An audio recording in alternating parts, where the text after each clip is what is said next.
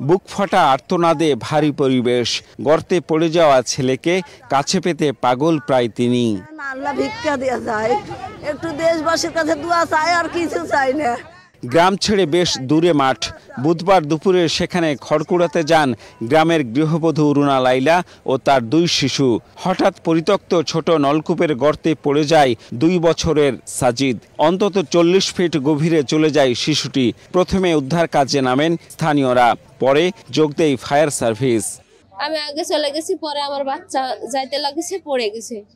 দিয়া পড়ে যাওয়ার সাথে সাথে মা মা করে ডাকছে। আমি পিছন ঘুরে দেখছি আমার বাচ্চা নাই, খালি মা মা শব্দ শুনতে পাচ্ছি।